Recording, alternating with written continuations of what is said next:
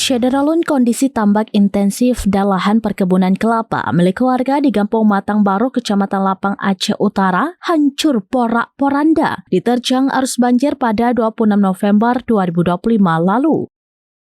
Terlihat di lokasi sedang ada alat berat ekskavator yang sedang bekerja untuk menimbun bibir laut yang hancur menjadi muara baru.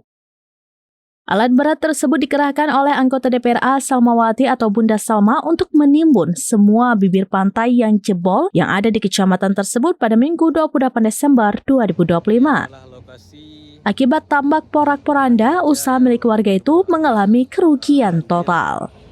Ini adalah tambak dan lahan kebun kelapa.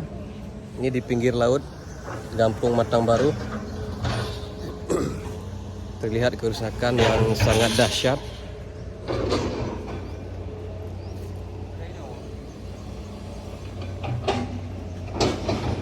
Ini adalah tambak intensif warga Lapang ya.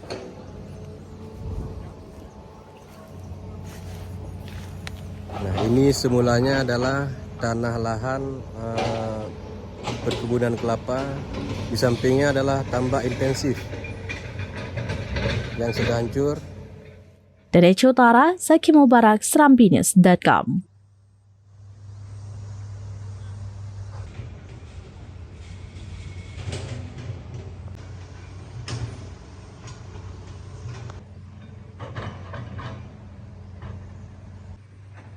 Download Tribun X sekarang, menghadirkan lokal menjadi Indonesia.